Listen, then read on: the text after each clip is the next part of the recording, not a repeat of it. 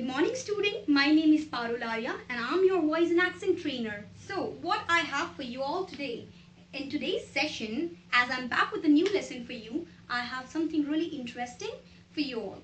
And let me tell you what it is exactly. It is article. Article is indeed a very important chapter in English language. Okay, I have heard many people speaking incorrect English, and when it comes to article, they often make blunder. Okay, so where they fall wrong, where they go wrong. Okay, so let me tell you something really important. Shall we start? Shall we proceed? So article, as I have told you in the very first session of mine, I have told you that every single sentence that we speak in English is made up of part of speech, right? Noun, pronoun, verb, adverb, adjectives, preposition, conjunctions, interjections. So there are 8 part of speech. When it comes closer, it becomes a sentence. It forms a sentence, right? So similarly, article is also a part of speech. So in which particular part of speech it falls in? Because we have already 8 part of speech. Noun, pronoun, as I've said, as I've mentioned earlier, right? So article is something which falls in one of these 8 part of speech. So could you please guess what is this part of speech is all about? Can you just pay attention to this? So article is nothing but article is an adjective. Okay, it is an adjective. If you'll heed to this, you'll definitely get more knowledge about this thing. Okay, so article definitely एक adjective है जो noun के बारे में additional informations बताता है. ठीक है, अब यहाँ पर हम देखेंगे there are 2 types of article. There can be a definite article, definite article and indefinite article. In definite article, there is one word which falls in. That is the, T-H-E, the word. Sometimes people call that the, and sometimes people call that the. So I will definitely clear your doubt when to call this T-H-E as the and when to pronounce it as the. Okay? In indefinite, we have a as well as an. So we have 2 articles that fall in indefinite section, a as well as an. Okay? So ये तो है गेमिच एक sound का. ये एक सबसे common line है. अगर यंगस्टर्स के लिए आर्टिकल समझना बहुत इंपॉर्टेंट है. So there is one thing which you need to keep in mind, which you need to bear in mind. और वो सेंटेंस है, ये तो गेमिच है साउंड का. So let me tell you something myth. हमको बचपन से ये चीज सिखाई गई है कि जब भी वाउल्स आता है पिक्चर में, वाउल्स क्या होता है? ए, ई, आई, ओ, यू. तो हमारे टीचर ने सिखाया है हमें कि इसके आगे कभी भी एन लगाना चाहिए, राइट? और जब कॉन्सोनेंट्स आता है like B, C, D, F, G, H, J, K, L, M. It's not yum, okay? It's M. M, N, P, Q, R, S, T, V, W. It's not W, it is W, okay? W, X, Y and Z. This is not Z, this is Z. Many people pronounce this letter as Z. It is Z, okay? So जब भी consonant आता है picture में तो लोगों को A लगाने की सलाह दी जाती है, और जब भी vowels आता है N लगाने के लिए कहा जाता है. It is totally incorrect. You should never go with this kind of rule. जैसे कि मैंने आपको बताया, ये तो गेमिज है साउंड का, तो यहाँ पे लेटर्स का कोई योगदान नहीं है. यहाँ पर मैटर करता है साउंड, वाउल्स का साउंड. अगर ऐसा होता तो I have few words for you. Just pay attention to these words, okay? When it comes to honest, हमें बोला जाता है एन लगाइए, an honest man. But did you think ever once कि एच जो है ये एक कॉन्सोनेंट है? एच जो है ये एक कॉन्सोनेंट है और एच के आगे तो अ लगता है. तो फिर यहाँ पे अ क्यों नहीं लगा, यहाँ पे एन क्यों लगा? और जब भी हम अपने टीचर से इस बारे में पूछने की कोशिश करते हैं, हमारी टीचर हमें कहती है कि ये इसलिए एन लगा है क्योंकि एच साइलेंट है. अगर ये ठीक है तो मुझे बताइए, MLA एम से शुरू हुआ, एम अगेन एक कॉन्सोनेंट है, फिर से ए लगना चाहिए, लेकिन NMLA होता है. फिर से एक और एग्जाम्पल देती हूँ, NGO एन से शुरू हुआ है, एन एक कॉन्सोनेंट है, इसके आगे ए लगना चाहिए, लेकिन हमको इंग्लिश में बोलना पड़ता है an NGO. He is a part of an NGO. हम ऐसा बोलते हैं, राइट? उसके अलावा अगर आप देखें इसको थोड़ा ध्यान से, तो ये तो सिर्फ कॉन्सोनेंट्स के एग्जाम्पल हुए. हमारे वावल्स में भी इंटरचेंज है, जैसे कि UFO. यूएफओ यू से शुरू हुआ है और यू जो है वो वाल होता है, इसके आगे एन लगना चाहिए, लेकिन हम बोलते हैं अ यूएफओ। डिस्कवरी चैनल और discovery team has noticed a UFO very recently, right? In this manner UFO के आगे अगर ग्रामेटिकल रूल हम टीचर्स का फॉलो करें, जो टीचर ने हमको बताया है कि ए ई आई ओ यू के पहले एन लगना चाहिए, तो यूएफओ तो यू से शुरू होता है। ठीक उसी प्रकार university. So now let us take an example of another word, that is university. Now if we pay attention to this, again this word starts with the letter U, right? So in U letter, again that U is a part of vowel, right? So as per the rule जो हमारे teachers ने हमको सिखाया है, हमें N लगाना चाहिए, लेकिन यूनिवर्सिटी के पहले हम कभी भी अ यूनिवर्सिटी बोलते हैं। आपने सुना होगा RTMNU is a university. Rashtra Sant Tukaroji Maharaj is a university, a university. Annamalai is a university, right? So this is Pune is a there is a university named as Pune University. So हम कभी भी university के सामने ए लगाते हैं, right? जबकि N लगना चाहिए, बट ऐसा क्यों होता है?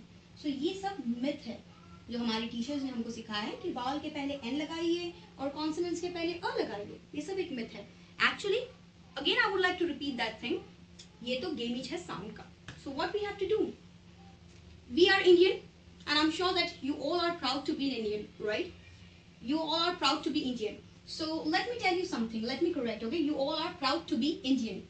So हमारे पास हिंदी में कुछ शब्दावली होती है, कुछ हमारे पास लेटर्स होते हैं हिंदी के, 12 खड़ी जिसे हम कहते हैं, अ, आ, ई, उ, ए, ऐ, ओ, औ, अहा। So these are ई से हम 12 खड़ी कहेंगे, राइट? अब ये 12 खड़ी इज एग्जैक्टली इक्वल और इक्विवेलेंट टू वर्ड्स। तो जब भी आप किसी को हिंदी में लिखते हो, जब भी आप किसी भी वर्ड को, किसी भी शब्द को हिंदी में लिखते हो और वो अगर इसका साउंड दे तो ही आपको लगाना है एन। और इसके अलावा वो किसी भी चीज का साउंड दे, जैसे कि होता है क, ख, ग, घ, या फिर आपने देखा होगा च, छ, ज, झ, या आपने देखा होगा य, र, ल, व, श। लेट मी टेल यू, मैं इसको ऑर्डर में नहीं लिख रही हूँ, ये सब रैंडम लेटर्स मैंने उठाए हैं हिंदी के, ठीक है? तो अगर इससे कोई वर्ड, जब भी आप कोई वर्ड को हिंदी में लिखने की कोशिश करते हो और उसको प्रोनाउंस करते हो, अगर वो इसका साउंड दे, नो मैटर वो वाल से शुरू हुआ है या कॉन्सोनेंट से शुरू हुआ है, अगर वो इसका साउंड दे तो आपको उसके आगे अ लिखना है। तो चलिए हम देखते हैं कि मैंने जो आपको सिखाया है वो सही है या गलत है। Let's try an experiment. Okay, let's try our hands on this. So vowel sounds में सबसे पहले हम उठाते हैं ऑनेस्ट। अगर हम ऑनेस्ट को लिखेंगे तो हम ऑनेस्ट को ऐसा लिखेंगे, ऑनेस्ट, राइट? हम कुछ इस तरीके से लिखेंगे। अब ये जो ऑ वर्ड है ये किस में से आया है? ये 12 खड़ी में से आया है, इसलिए ऑनेस्ट के पहले लगता है एन ऑनेस्ट। ऑनेस्ट के पहले इसलिए एन नहीं लगता क्योंकि वो एच से शुरू हुआ है या एच साइलेंट है। जब हम ऑनेस्ट को इनंसिएट करते हैं, when we pronounce this word honest, when we enunciate the word honest, जब हम हिंदी में उसको लिख के देखते हैं तब भी वो ओ का साउंड देता है, which is a vowel sound. O is a vowel sound, okay, and that's the reason we write an honest. Similarly, let us move on to MLA. अगर हम MLA को लिखेंगे तो हम कैसे लिखेंगे? A, M, L, and A. हम उस तरीके से लिखेंगे। अगर हम देखें तो ये A कौन सा वर्ड है? अगेन ये एक vowel वर्ड है और इसीलिए MLA के पहले आया है N, and MLA. And MLA will be the part of will be the part of our function, and MLA will be the part of our function. इस तरीके से हम बोलेंगे। ठीक उसी प्रकार NGA, Shubham is a part of an NGO. Shubham is a part of an NGO, an NGO. क्यों होगा ये? जब भी हम NGO को लिखेंगे तो कैसा बनेगा? NGO, तो शुरू किससे हुआ? N से। अगेन ए क्या है? एक 12 खड़ी का हिस्सा है। जब हम उसको प्रोनाउंस करें तो वो एक वाल साउंड दे रहा है। तो यहाँ पे खेल हो रहा है वाल साउंड का या कॉन्सोनेंट साउंड का। वाल या कॉन्सोनेंट का खेल नहीं है, It is a game of vowel sound or consonant sound. If a word gives vowel sound, you have to write N before it. If a word gives consonant sound, you have to write A before it. Are you clear with this? Let us take one more example to clear everything so that I can put your doubt to rest. UFO. UFO को जब आप लिखते हो तो आप किस तरीके से लिखते हो? य में ऊ की मात्रा U F O. तो आपने क्या लिखा? U से शुरू हुआ ये, य में ऊ की मात्रा. अब जहां तक मुझे पता है और आप लोगों को भी पता है, U वर्ड जो है ये कभी भी 12 खड़ी में नहीं आता. ये क ख ग की पूरी वर्णमाला में आता है. तो अगर ये U इससे शुरू हुआ है तो ये कॉन्सोनेंट साउंड दे रहा है. And when it is giving consonant sound, it is utmost important that you have to write A before it. And that's the reason UFO के पहले A लगा है. ठीक उसी प्रकार जब आप यूनिवर्सिटी को हिंदी में लिखते हैं तो आप लिखेंगे य में ऊ की मात्रा U, knee, were, city. Again it will start with U. य में ऊ की मात्रा और U एक कॉन्सोनेंट साउंड है, एक वर्णमाला का लेटर है, इसलिए यूनिवर्सिटी के पहले लगता है अ. ठीक है. इसी तरीके से और भी चीजें होती हैं, जैसे कि SEO. यहाँ पर एक वर्ड है SEO. अगर हम इसको लिख कर देखेंगे तो क्या आएगा? SEO. तो शुरू किससे हुआ? ए से, इसलिए SEO के पहले आएगा N, क्योंकि वो एक वावल साउंड है. आप बोलेंगे he is an SEO, search engine optimiser. ठीक है. या this company is an SEO, search engine optimization. SEO stands for search engine optimization, right? ठीक उसी प्रकार अम्ब्रेला. अभी हमने देखा यूनिवर्सिटी और UFO के पहले A लगा, तो क्या आप इस गलत फहमी में है कि अम्ब्रेला के भी पहले A लगेगा? नो. जब हम अम्ब्रेला को लिख के देखते हैं तो हम इस तरीके से लिखते हैं अम्ब्रेला. सो जो है ये 12 खड़ी का साउंड है. It means it gives you a vowel sound. Vowel sound दे रहा है, इसलिए अम्ब्रेला के पहले एन लगेगा. An umbrella. I believe it is going to rain, so you need to carry an umbrella, right? You talk like this way. University, a university. Unicorn, a unicorn. Table, a table. A table, क्योंकि table जो है वो ट का sound देता है और ट तो डेफिनेटली 12 खड़ी में नहीं आती है. ट जो है वो एक कॉन्सोनेंट साउंड दे रहा है. इसके अलावा NGO, NGO, NMLA, NHR. तो अगर आपको किसी कंपनी के HR के बारे में बात करना, you should say that if your friend is an HR, so you will introduce that lady to your friend that she is an HR. She is not a HR, she is an HR. You have to say she is an HR. क्यों? क्योंकि जब HR को आप हिंदी में लिखते हो तो इस तरीके से लिखते हो HR. शुरुआत किससे हुई? ए से. ए क्या है? एक वावल साउंड है, 12 खड़ी का हिस्सा है, इसलिए आपने बोला she is an HR of Infosys. In this manner you will go ahead with while speaking English. Okay? A pen, an apple. तो एप्पल के पहले कभी भी एन इसलिए नहीं लगता क्योंकि वो ए से शुरू हुआ है और एक वावल है. एप्पल को जब भी आप इनंसिएट करते हो या प्रोनाउंस करते हो तो वो ए साउंड देता है और ए साउंड जो है वो एक वावल साउंड है, इसलिए हम बोलते हैं an apple, a pen, an onion, an HR, an MLA, an NGO, a UFO, an SEO, an umbrella, a university, a unicorn, and a table.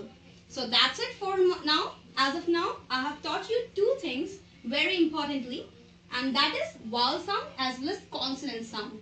So I hope your myths are put to rest now. I have put your doubt to rest in the manner that I have clarified what is all the myth about article. I hope this will be a very useful session for you all. Do give it a try. Do think over it once again. At your place, do a self-study of it. Research as many words as you can and just try to figure it out whether you have to put A before it or N before it, and if it's logical, because English is all logical. There is nothing illogical about it. Okay? That's all as of now. Thank you.